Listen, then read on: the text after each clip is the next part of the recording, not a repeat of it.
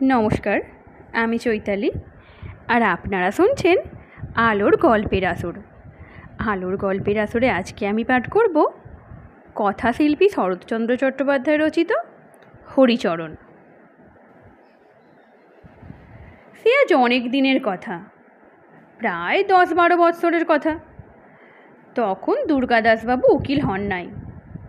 দুর্গাদাস বন্দ্যোপাধ্যায়কে তুমি বোধহয় ভালো চেনো না। আমি বেশ চিনি। এসো, তাহাকে আজ পরিচিতি করাইয়া দিই। ছেলেবেলায় কোথা হইতে এক অনাথ পিতৃমাতৃহীন কায়স্থ বালক রামদাসবাবুর বাটিতে আশ্রয় গ্রহণ করিয়াছিলেন।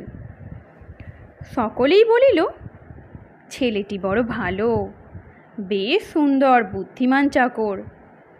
দুর্গাদাসবাবুর পিতার বড় স্নেহের ভৃত্য। সব কাজকর্মই সে নিজে টানিয়া লয়। গরুর জাপ দেওয়া হইতে বাবুকে তেল মাখানো পর্যন্ত সমস্তই সে নিজে করিতে চাহে। সর্বদা ব্যস্ত থাকিতে বড় ভালোবাসে। ছেলেটির নাম হরিচরণ। গৃহিণী প্রায়ই হরিচরণের কাজকর্মে বিস্মিত হইতেন, মধ্যে মধ্যে তিরস্কারও করিতেন।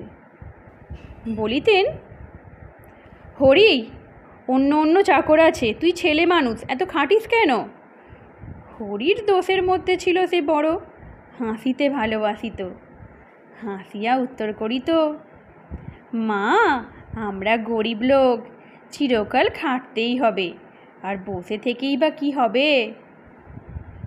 এইরূপ কাজকর্মে, সুখে, স্নেহের ক্রোড়ে হরিচরণের প্রায় 1 বৎসর কাল কাটিয়া গেল। সুরো রামদাসবাবুর ছোট মেয়ে। সুরোর বয়স এখন প্রায় 5-6 বৎসর। হরিচরণের সহিত সুরোর বড় আত্মীয় ভাব দেখা যাইত। যখন দুগ্ধপানের নিমিত্ত গৃহিণীর সহিত সুরোর দ্বন্দ্বযুদ্ধ করিত, যখন মা অনেক অযথা বচসা করিয়াও এই ক্ষুদ্র কন্যাটিকে স্বমতে আনিতে পারিতেন না, এবং দুগ্ধপানের বিশেষ আবশ্যকতা ও তাহার অভাবে কন্যারত্নের আশু প্রাণবিয়োগের আশঙ্কায় শঙ্কান্বিত হইয়া বিষম ক্রোধে সুরবালার গণ্ডদ্বয় বিশেষ টিপিয়া ধরিয়াও তাহাকে দুধ খাওয়াইতে পারিতেন না, তখন হরিচরণের কথায় অনেক ফল লাভ হইত। যাক, অনেক বাজে বকিয়া ফেলিলাম। আসল কথাটা এখন বলি, শোনো। না হয় সুরো হরিচরণকে ভালোবাসিত। দুর্গাদাসবাবুর যখন 20 বৎসর বয়স, তখনকার কথাই বলিতেছি। দুর্গাদাস এতদিন কলিকাতাতেই পড়িত। বাড়ি আসিতে হইলে স্টিমারে দক্ষিণ দিকে যাইতে হইত, তাহার পরেও প্রায় হাঁটা পথে 10-12 ক্রোশ আসিতে হইত। সুতরাং পথটা বড় সহজগম্য ছিল না। এই জন্যই দুর্গাদাসবাবু বড় একটা বাড়ি যাইতেন না। ছেলে বিয়ে পাস হইয়া বাড়ি আসিয়াছে, মাতা ঠাকুরানী অতিশয় ব্যস্ত। ছেলেকে ভালো করিয়া খাওয়াইতে দাওয়াইতে, যত্ন আত্মীয়তা করিতে যেন বাটি শুদ্ধ সকলেই একসঙ্গে উৎকণ্ঠিত হইয়া পড়িয়াছে। দুর্গাদাস জিজ্ঞাসা করিল, মা, এ ছেলেটি কে গা? মা বলিলেন, এটি একজন কায়েতের ছেলে, বাপ মা নেই, তাই কর্তা ওকে নিজে রেখেছেন। চাকরের কাজকর্ম সমস্তই করে, আর বড় শান্ত, কোনো কথাতেই রাগ করে না। আহা, বাপ মা নেই, তাতে ছেলে মানুষ, আমি বড় ভালোবাসি। বাড়ি আসিয়া দুর্গাদাসবাবু হরিচরণের এই পরিচয় পাইলেন। যাহা হোক, আজকাল হরিচরণের অনেক কাজ বাড়িয়া গিয়াছে। সে তাহাতে সন্তুষ্ট, ভিন্ন অসন্তুষ্ট নহে। ছোটবাবুকে মানে দুর্গাদাসকে স্নান করানো, দরকার মতো জলের গাড়ু ঠিক সময়ে পানের ডিবে, উপযুক্ত অবসরে হুঁকা ইত্যাদি জোগাড় করিয়া রাখিতে হরিচরণের বেশ পটু। দুর্গাদাসবাবুও প্রায় ভাবেন ছেলেটি বেশ ইন্টেলিজেন্ট। সুতরাং কাপড় কোচানো, তামাক সাজা প্রভৃতি কর্ম হরিচরণ না করিলে দুর্গাদাসবাবুর পছন্দ হয় না। কিছু বুঝি না, কোথাকার জল কোথায় দাঁড়ায়, মনে আছে কি একবার দুজনে কাঁদিতে কাঁদিতে পড়ি বড়ই দুরূহ তত্ত্ব। আমার বোধ হয় সব কথাতেই এটা খাটে। দেখেছ কি ভালো থেকে কেবল ভালোই দাঁড়ায়, মন্দ কি কখনো আসিয়া দাঁড়ায় না? যদি না দেখে থাকো তবে এসো, আজ তোমাকে দেখাই বড়ই দুরূহ তত্ত্ব। উপরিউক্ত কথা কয়টি সকলের বুঝিতে পারা সম্ভবও নয়, প্রয়োজনও নাই, আর আমারও ফিলোসফি নিয়ে ডিল করা উদ্দেশ্য নহে।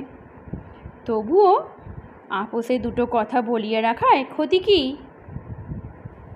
আজ দুর্গাদাসবাবুর একটা জাঁকালো ভোজের নিমন্ত্রণ আছে, বাড়িতে খাইবেন না, সম্ভবত অনেক রাত্রে ফিরিবেন। এই সব কারণে হরিচরণকে প্রাত্যহিক কর্ম সারিয়া রাখিয়া শয়ন করিতে বলিয়া গেছেন। এখন হরিচরণের কথা বলি। দুর্গাদাসবাবু বাহিরে বসিবার ঘরেই রাত্রে শয়ন করিতেন। তাহার কারণ অনেকে অবগত নহে।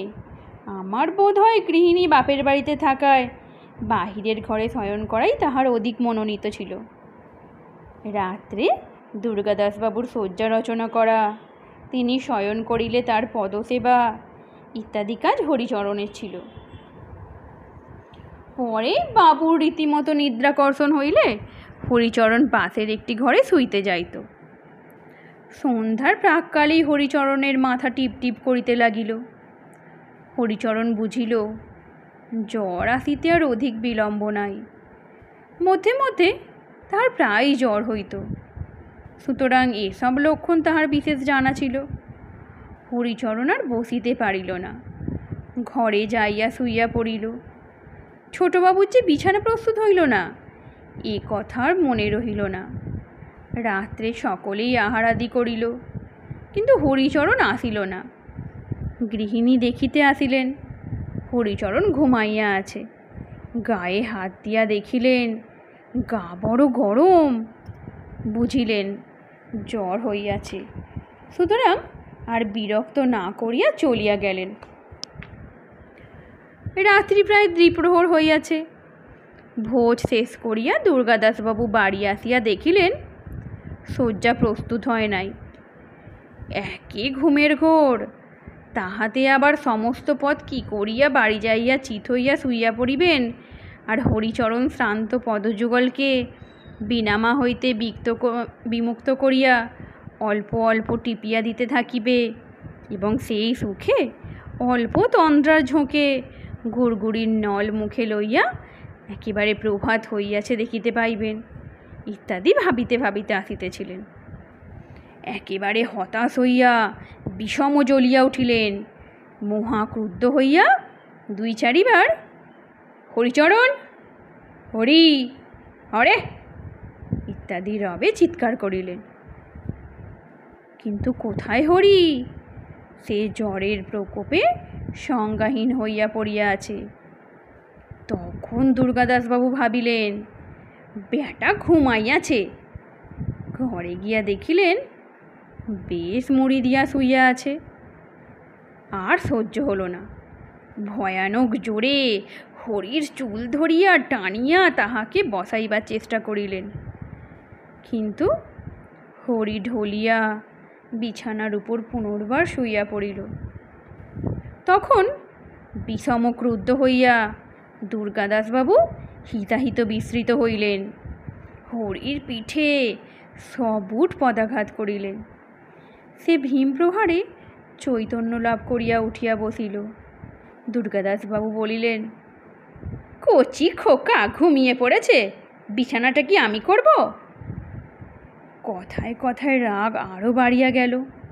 হস্তের বেত্র যষ্টি আবার হরিচরণের পৃষ্ঠে বার দুই তিন পড়িয়া গেল। হরি রাত্রে যখন পদসেবা করিতেছিল, তখন এক ফোঁটা গরম জল বোধ হয় দুর্গাদাসবাবুর পায়ের উপর পড়িয়াছিল।